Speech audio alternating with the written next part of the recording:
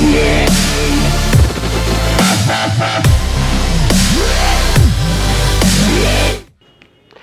Students, आज का जो वीडियो होने वाला है ये class 12 book R D Sharma chapter 8 solutions of simultaneous linear equations का लेक्चर 14 का वीडियो होने वाला है। और आज हम एक्सरसाइज 8.1 के क्वेश्चन नंबर 12 और इसके आगे क्वेश्चंस को डिस्कस करेंगे। तो देखिए, क्वेश्चन नंबर 11 तक हमने काफ़ी पुराने वीडियोस में कर लिया था। क्वेश्चन नंबर 9, 10, 11 हमने बहुत पुराने वीडियोस में कर लिया था, वो हमने पहले ही डिस्कस कर लिया था। क्वेश्चन नंबर 8 तक हमने पिछले वीडियो में डिस्कस कर लिया था। तो अब हम यहाँ पे क्वेश्चन नंबर 12 से आगे क्वेश्चंस को डिस्कस करेंगे। तो चलिए क्वेश्चन नंबर 12 को डिस्कस कर लेते हैं। तो यहाँ पे बोला गया है द प्राइजेस ऑफ 3 कमोडिटीज़। तो यहाँ पे 3 कमोडिटीज़ है जिसकी प्राइसेस आपको दे रखी है। 3 कमोडिटीज़ कौन कौन सी है? P Q R. तो ये 3 कमोडिटीज़ है, पी क्यू आर इनका नाम है। और इसकी जो प्राइजेस है यहाँ पे क्वेश्चन में पहले से दे रखा है X rupees, Y rupees, Z rupees per unit. यानी कि एक यूनिट की प्राइस जो है वो एक्स है, एक यूनिट की प्राइस जो है वाई है। ये क्यू कम्युनिटी की बात कर रहा है। और यहाँ पे एक यूनिट की प्राइस जो है वो जेड रुपीज़ है, ये आर कम्युनिटी की बात कर रहा है। आगे बोला गया है यहाँ पे इन्वर्टेड कॉमा में ए, ये वो वाला ए नहीं है जैसे हम आ बोलते हैं, आ कम्युनिटी, ये वाला नहीं है, याद रखिएगा। यहाँ पे ए जो है यहाँ किसी और चीज़ को बोला गया है। ए मान लीजिए ए एक पर्सन है, एक ऐसा पर्सन है जिसने परचेज किया यहाँ पे आर को। तो यहाँ पे हमने यहाँ पे आर कमोडिटी को परचेज किया, यानी कि कितना यूनिट परचेज किया? आर कमोडिटी का 4 यूनिट परचेज किया, या यहाँ पे परचेज किया यानी कि उसने खरीदा यहाँ पे, और खरीदा। और पी कमोडिटी और क्यू कमोडिटी को यहाँ पे 3 यूनिट, पी कमोडिटी की 3 यूनिट बेची और क्यू कमोडिटी की यहाँ 5 यूनिट यहाँ पे बेची है। तो पी कमोडिटी को उसने बेचा है, क्यू कमोडिटी को उसने बेचा है, पी की 3 यूनिट्स और क्यू की 5 यूनिट्स ने बेची, और यहीं पर आर की उसने 4 यूनिट खरीदी। अब देखिए आगे क्या बोला गया है। फिर यहाँ पे बी एक और आदमी है जिसने परचेज किया 3 यूनिट क्यू का, यानी कि क्यू कमोडिटी के 3 यूनिट उसने यहाँ पे परचेज किए, खरीदे, जबकि सेल किए उसने पी कमोडिटी के 2 यूनिट सेल किए हैं, और आर कमोडिटी के यहाँ पे आर कमोडिटी के 1 यूनिट उसने सेल किए हैं। ऐसे ही हमारा सी के लिए बात कर रहा है। यहाँ पे सी परचेजेस 1 यूनिट ऑफ पी। तो यहाँ पे सी ने खरीदा क्या है? पी को खरीदा है, 1 यूनिट पी का खरीदा है, जबकि क्यू और आर को उसने बेचा है। क्यू की उसने 4 यूनिट बेची है और आर की उसने 6 यूनिट बेची है। तो इस तरीके से हमें 3 आदमी को डाटा दिया है ए बी सी का। कुछ चीज़ें उसने खरीदी है, कुछ इन्होंने बेची है। In the process A B and C, in the process A B and C, A ने कितना अर्न किया? ए ने कितने पैसे कमाए? 6,000 रुपये कमाए। बी ने कितने पैसे कमाए? यहाँ पे 5,000 रुपये कमाए। सी ने कितने पैसे कमाए? 13,000 रुपये कमाए। If selling the units is positive earning, तो यहाँ पे बोल दिया गया कि अगर हम यहाँ पे कमोडिटीज़ को बेचेंगे तो यहाँ पे उसको हम क्या लेंगे? पॉजिटिव अर्निंग के रूप में लेंगे। और अगर हम उनको क्या करते हैं? खरीदते हैं, बाइंग करते हैं, खरीदते हैं, तो उसको नेगेटिव अर्निंग के रूप में देखेंगे। तो ऐसा क्यों बोला गया मैं आपको बता देता हूँ। अगर ये लाइन नहीं भी लिखी होती तो भी हम समझ जाते हैं। सेलिंग को हम पॉजिटिव लेते हैं और बाइंग को हम नेगेटिव लेते हैं। ऐसा क्यों है? ऑब्वियस सी बात है। मान लीजिए मेरे पास 0 रुपये है, तो मैं चाहता हूँ मेरे पास पैसे आए। तो पैसा कैसा आएगा? जब मैं कोई चीज़ बेचूंगा, तो मैं कोई चीज़ बेचूंगा, मेरे पास 100 रुपये आएंगे, तो मेरे पास पैसे आने शुरू हो रहे हैं। तो मेरे पास क्या है? पहले 0 रुपये थे, अब 100 रुपये आ गए, तो प्लस के 100 रुपीज़ आ गए। तो मैंने क्या किया? उसमें सेल किया, सामान सेल किया, तो मेरे पास 100 रुपये आए। तो सेलिंग में मेरी अर्निंग क्या हो रही है? इंक्रीज हो रही है, बढ़ रही है, यानी कि पॉजिटिव हो रही है। जबकि मेरे पास अगर 200 रुपये है और अगर मैं किसी वस्तु को खरीद लेता हूँ, 100 रुपये की वस्तु खरीद लो, अब मेरे पास पैसे क्या हो जाएंगे? कम हो जाएंगे, यानी कि अब 100 रुपये हो जाएंगे। यानी 200 रुपये पहले थे, अब 100 रुपये हो गए, तो पैसे कम हो गए, कम हो रहे तो नेगेटिव अर्निंग हो जाएगी वो हमारी। आगे बोला गया है find the price per unit of 3 commodities by matrix method. Simple सीधी बात है, ये लाइन हमने लेट करके लिखनी थी, इन्होंने दे दिया है क्वेश्चन में। तो गिवन दैट लिख देंगे इसको हम, given that prices of 3 commodities. Simply आप इसको पूरी लाइन लिख दीजिए यहाँ से देख के। 3 commodities P comma Q and R rupees X comma Y comma Z. Then according to question, अब बस सिंपली अकॉर्डिंग टू क्वेश्चन, मैं इसको शॉर्ट में लिख रहा हूँ, आप पेपर में पूरा लिखिएगा। अकॉर्डिंग टू क्वेश्चन यहाँ पे हम पहले ए के लिख देते हैं। ए ने परचेज किया, परचेज मतलब खरीदा, खरीदने को हम नेगेटिव लेंगे। तो ऑब्वियस सी बात है आर, देखिए यहाँ पे आर याद रखिएगा, यहाँ पे पी जो है एक्स ले रहे हैं हम, पी को हम एक्स रुपीज़ ले रहे हैं, क्यू को हम वाई रुपीज़ ले रहे हैं और आर को हम जेड रुपीज़ ले रहे हैं। याद रखिएगा 1 यूनिट का दाम यहाँ पे जेड है, वाई है और एक्स है। तो यहाँ पे आर की बात कर रहे हैं, आर की कितनी यूनिट खरीदी है? 4। 1 यूनिट का दाम कितना है?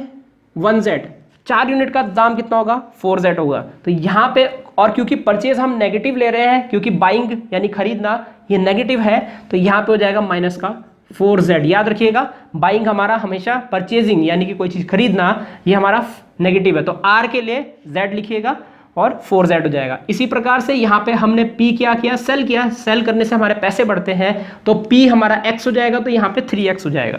तो 3x, अब q भी हम सेल कर रहे तो 5y, 3x plus 5y plus 4z equal to, अब कितना प्रॉफिट कमा रहा है वो, कितने पैसे अर्न किए a ने, 6000 रुपये, तो ये 6000 हो जाएगा। तो सिंपली बस आपको इतना ही करना है। इसको मैं थोड़ा और नीचे लिख देता हूँ, माइनस का 4z इक्वल टू 6000। तो उम्मीद है आपको समझ में आ रहा होगा, काफ़ी इजी है, बस प्लस माइनस के साइन लगाने आपने। तो माइनस का 4z प्लस का 3x प्लस का 3y, 3x प्लस माफ़ कीजिएगा प्लस का 3x प्लस का 5y और माइनस का 4z इक्वल टू 6000। इसके बाद हमारी b की बात करते हैं हम। तो यहाँ पे b की बात करेंगे, b ने परचेज किया है q को, तो यहाँ पे माइनस का 3y आ जाएगा। q को परचेज किया है जबकि सेल किया है p को, यानी कि 2x क्योंकि p x रुपये का है, 1 यूनिट x रुपये का, तो 2 यूनिट 2x रुपये का हो जाएगा। इसी प्रकार से r को भी उसने सेल किया, तो r को भी हम प्लस के रूप में लेंगे और यहाँ पे 1z हो जाएगा, 1z इक्वल टू, और b को हमारा b की अर्निंग है 5000 रुपये, ये 5000 हो जाएगा। और लास्ट में हम यहाँ पे c की बात करेंगे। c ने परचेज किया है, c purchases 1 unit of p, यानी p यहाँ पे नेगेटिव के रूप में लिया जाएगा, तो माइनस का 1x सेल्स प्लस 4y। तो यहाँ पे उम्मीद है आपको समझ में आ रहा होगा। यहाँ पे आज हो जाएगा माइनस का x प्लस का यहाँ पे आपका आ गया है, सेल करने का मतलब प्लस का 4y और यहाँ पे प्लस का 6z इक्वल टू, तो देख सकते हैं यहाँ पे ये माइनस का 1x हो जाएगा प्लस का 4y हो जाएगा, सेल करने का मतलब प्लस, और प्लस का 6z इक्वल टू यहाँ पे हो जाएगा 13000, क्योंकि इसने 13000 की अर्निंग की है टोटल। तो ये हमारी इक्वेशंस बन जाएगी। इसके आप आगे आप अपने आप सॉल्व कर सकते हैं, ax इजिकल्स टू b करके, जहाँ पे आप a x b और आगे आप a इनवर्स की वैल्यू निकाल के यहाँ पे स्मॉल xyz की वैल्यू निकाल लीजिएगा, और वही हमारी कम्युनिटी PQR की 1 यूनिट की अर्निंग हो जाएगी। तो इस तरीके से आप यहाँ पे मैंने प्रॉब्लम आपकी बना दी है, तो इसको आप कैपिटल X की वैल्यू आप काफ़ी आसानी से यहाँ से निकाल सकते हैं। तो इस प्रकार हमारा क्वेश्चन नंबर 12 यहीं पर समाप्त होता है। तो चलिए अब हम क्वेश्चन नंबर 17 की तरफ चलते हैं। तो देखिए यहाँ पे क्वेश्चन नंबर 13, 14, 15, 16 जो है वो आप होमवर्क कर लीजिएगा। अगर फिर भी आपको नहीं आएंगे तो पीछे RD शर्मा में आपको हिंट्स दे रखे हैं 13, 14, 15, 16 क्वेश्चन के, आप उसकी हेल्प से यहाँ पे लैंग्वेज क्वेश्चन को सॉल्व कर सकते हैं। लैंग्वेज क्वेश्चन पहले आप बना लीजिएगा, उसके बाद हिंट से चेक कीजिएगा कि वही बन रहे हैं कि नहीं बन रहे हैं। तो अगर आपके वही बन जाते तो आगे आप बिल्कुल वैसे ए इनवर्स निकाल के एक्स वाई जेड की वैल्यू आप उसी तरीके से निकाल सकते हैं। फिर भी अगर आपको डाउट है किसी भी क्वेश्चन में 13, 14, 15, 16 में से, डिस्क्रिप्शन में मैंने अपना टेलीग्राम नंबर दे रखा है, तो आप Telegram app Google play store से डाउनलोड कर लीजिए, वहाँ पे अपने नंबर से साइन अप कर लीजिए और मुझे टेलीग्राम में मैसेज कर दीजिए। मैं आपको ग्रुप में ऐड करके वहाँ पे जितने भी बच्चे डाउट्स पूछते हैं मेरे को किसी भी चैप्टर से रिलेटेड, वहाँ आपने डाउट्स पूछ सकते हैं, इंक्लूडिंग ये चारों प्रॉब्लम यानी कि 13, 14, 15, 16। अगर आपको डाउट है तो आप उस नंबर पर मुझे डाउट अपने पूछ सकते हैं। तो चलिए अब हम क्वेश्चन नंबर 17 की तरफ चलते हैं। तो देखिए मैं एक चीज़ और बता दूं, क्वेश्चन नंबर 17, 18, 19 वहाँ पे तीनों क्वेश्चन में ये लिखा गया 2014 में आए हैं वो CBSE में। तो मैं आपको बता दूं वो एक ही क्वेश्चन है, तीन अलग अलग क्वेश्चन नहीं है, बस उसमें फ़र्क ये है कि वहाँ पे आपको नंबर चेंज करके दे रखे हैं और थोड़े से यहाँ पे आप देख सकते हैं, अगर आप क्वेश्चन को ध्यान से पढ़ेंगे तो यहाँ पे कहीं आपने इस क्वेश्चन नंबर 17 में आपको स्कूल A और B दे रखा है, किसी और क्वेश्चन में स्कूल P और Q दे रखा है। तो अगर आप लैंग्वेज को ढंग से समझेंगे तो आपको तीनों क्वेश्चन एक जैसे ही लगेंगे, कोई फर्क नहीं है, थोड़े से नंबरों का फर्क है, तो उससे कोई फर्क नहीं पड़ने वाला। मैं क्वेश्चन नंबर 17 आपको बता देता हूँ, इसी तरीके से आप क्वेश्चन नंबर 18 और क्वेश्चन नंबर 19 की वर्ड प्रॉब्लम को सॉल्व करके वैल्यूज निकाल लीजिएगा। तो चलिए हम यहाँ पे क्वेश्चन नंबर 17 को सॉल्व कर लेते हैं। अब देखिए मैंने ये क्वेश्चन इस तरीके से इसलिए लिखा है क्योंकि ये क्वेश्चन काफ़ी लंबा था, तो यहाँ पे मैं इस क्वेश्चन को लिख नहीं सकता था, इसलिए मैंने यहाँ पे इस तरीके से इस क्वेश्चन को लिखा है। तो मैं अब इस क्वेश्चन को बुक से पढ़ने वाला हूँ, आप भी अपनी बुक खोल लीजिए और इस क्वेश्चन को पढ़ लीजिएगा। तो चलिए मैं यहाँ पे इस क्वेश्चन को बुक से पढ़ लेता हूँ। तो यहाँ पे लिखा गया है, 2 schools A and B want to award their selected student on their values, on the values of sincerity, truthfulness and helpfulness। तो यहाँ पे 2 स्कूल जो है अपने सेलेक्टेड स्टूडेंट को इन वैल्यूज़ पे, कौन कौन सी वैल्यूज़ है, सिंसियरिटी, ट्रूथफुलनेस और हेल्पफुलनेस पे अवार्ड देना चाह रहे हैं। आगे बोला गया है the school A wants to award ₹X each, ₹Y each and ₹Z each, तो यहाँ पे प्रत्येक स्टूडेंट को x रुपये सिंसेरिटी के लिए दिया जा रहा है, y रुपये है यहाँ पे ट्रुथफुलनेस के लिए दिया जा रहा है, और z रुपये हेल्पफुलनेस के लिए दिया जा रहा है फॉर द रिस्पेक्टिव 3 वैल्यूज। वही मैंने आपको बता दिया है, सिंसेरिटी के लिए x रुपये, ट्रुथफुलनेस के लिए y रुपये और हेल्पफुलनेस के लिए z रुपये ईच दिया जा रहा है। 2 3 2 1 स्टूडेंट्स, तो यहाँ पे 3 स्टूडेंट्स को सिंसेरिटी के लिए x रुपये अवार्ड दिया जा रहा है, यहाँ पे सिंसेरिटी के लिए अवार्ड दिया जा रहा है।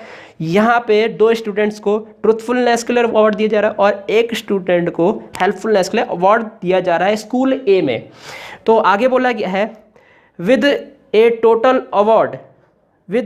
अवार्ड मनी ऑफ 1600 यानी 1600 रुपये यहाँ पे इन तीनों स्टूडेंट को मिल रहे हैं। आगे बोला गया school B wants to spend 2300, यहाँ पे ₹2300 स्कूल भी स्पेंड कर रहा है, खर्च कर रहा है, टू अवार्ड यहाँ पे 413 स्टूडेंट्स। तो यहाँ पे स्कूल भी में आपको 4 स्टूडेंट सिंसेरिटी के लिए, ट्रुथफुलनेस के लिए 1 और हेल्पफुलनेस के लिए 3 स्टूडेंट्स को सेलेक्ट किया गया है स्कूल बी के अंदर, और टोटल मिला के इनको 2300 रुपीज़ मिलेंगे ऑन देयर रिस्पेक्टिव वैल्यूज़, वही है। और गिविंग सेम मनी, जो स्कूल ए में दिया जा रहा है वही मनी दिया जाए, यानी x रुपये y रुपये z रुपये हर एक स्टूडेंट को, वही है स्कूल बी में भी उसी का हिसाब है x y z का। आगे बोला गया है if the total amount of award for 1 prize on each value is 900। अब देखिए टोटल अमाउंट ऑफ अवार्ड, यहाँ पे टोटल अमाउंट ऑफ अवार्ड क्या है कि यहाँ पे आप देख सकते हैं, अगर आप ऊपर पढ़ेंगे school A wants to award x rupees each, y rupees each and z rupees each for 3 respective values, ये तो बात की बात है। लेकिन आप यहाँ पे पढ़िए the school A wants to award x rupees each, y rupees each, z rupees each, तो कुल मिला के वो x रुपये सिंसेरिटी के लिए दे रहा है, y रुपये यहाँ पे ट्रुथफुलनेस के लिए दे रहा है और z रुपये हेल्पफुलनेस के लिए दे रहा है। और अगर आप इन तीनों का टोटल करेंगे तो टोटल अमाउंट यहाँ पे जो दे रहा है वो 900 रुपये दे रहा है इन तीनों को मिला के, यानी कि हम कह सकते हैं x plus y plus z इन तीनों का टोटल मिला के 900 रुपये के बराबर हो जाएगा। चलिए यहाँ पे हम लैंग्वेज बना देते हैं फिलहाल के लिए। हम सबसे पहले ये लाइन लिखेंगे कि school A and B wants to award, तो यहाँ पे ये लाइन लिखेंगे let schools A and B wants to award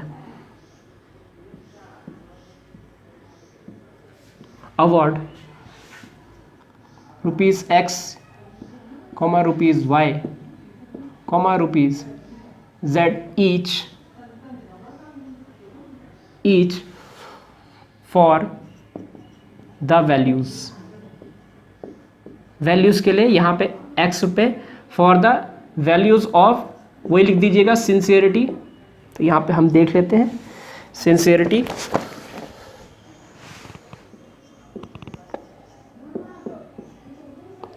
comma truthfulness,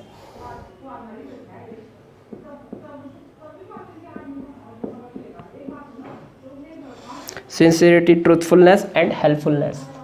इस लाइन को जरूर लिख दीजिएगा हेल्प, तो यहाँ पे आपका हेल्पफुलनेस, तो ये लाइन हमने लिख दी है। अब देखिए यहाँ पे सबसे पहले स्कूल ए की बात करेंगे हम, तो फर्स्ट पार्ट में स्कूल फॉर स्कूल ए, तो इसको फिलहाल के लिए लिखने की जरूरत नहीं है, सीधा एक लाइन लिख दीजिए अकॉर्डिंग टू क्वेश्चन। तो अकॉर्डिंग टू क्वेश्चन से सब कुछ कवर हो जाएगा। यहाँ पे अकॉर्डिंग टू क्वेश्चन से आपको पूरा का पूरा स्कूल ए स्कूल बी वो डाटा नहीं लिखना पड़ेगा, नहीं तो लंबा हो जाएगा क्वेश्चन। तो अकॉर्डिंग टू क्वेश्चन यहाँ पे स्कूल ए की बात कर रहा है, तो स्कूल ए में 3 बच्चों को सिंसियरिटी का अवार्ड मिल रहा है, तो x रुपये मिल रहा है एक को, तो 3 बच्चों को 3x रुपीज़ मिल जाएगा। तो 3x, ये स्कूल ए की बात कर रहे हैं, 3x प्लस, तो 2 बच्चों को हमारा ट्रूथफुलनेस का अवार्ड मिल रहा है और 1 बच्चे को y रुपये मिल रहा है, 2 बच्चों को 2y मिलेगा प्लस का 2y, और यहाँ पे हेल्पफुलनेस के लिए 1 बच्चे को मिल रहा है यहाँ पे स्कूल ए में, तो यहाँ पे प्लस का 1z हो जाएगा इक्वल टू कितना, स्कूल ए में टोटल 1600 रुपये मिल रहे हैं, तो 1600 ये स्कूल ए के लिए हो जाएगा। स्कूल बी के लिए देख लेते हैं, तो स्कूल बी के लिए यहाँ पे 2300 रुपीज़ स्पेंड हो रहे हैं टोटल, और 4 को सिंसियरिटी के लिए यानी कि 4x प्लस 1y प्लस 4 1 और 3 बच्चों को हेल्पफुलनेस के लिए मिल रहा है। तो 3 बच्चों को अगर हेल्पफुलनेस के लिए मिल रहा है और 1 बच्चे को z रुपये मिलेगा, तो 3 बच्चों को 3z रुपये मिलेगा। इसी प्रकार से यहाँ पे भी आप देख सकते हैं 1 बच्चे को x रुपये मिल रहा है, 4 बच्चों को 4x मिलेगा, 1 बच्चे को y रुपये मिल रहा है, तो यहाँ पे एक बच्चे को 1 बाय रुपये मिलेगा इसके लिए ट्रूथफुलनेस के लिए। तो ये 2 इक्वेशन तो बन चुकी है XYZ में, लेकिन हमें एक इक्वेशन की और जरूरत है, वो हमें मिलेगी यहाँ से।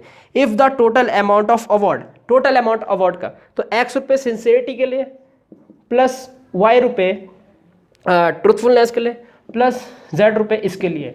तो यहाँ पे इन 3 वैल्यूज़ के लिए जो टोटल अमाउंट पे हो रहा है वो है 900 रुपीज़, तो 900 रुपये।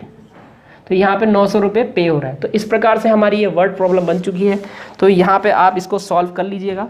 तो यहाँ से हम सीधा सीधा लिखेंगे देयरफॉर सिस्टम ऑफ इक्वेशंस, ये जरूर लिख दीजिएगा, सिस्टम ऑफ इक्वेशंस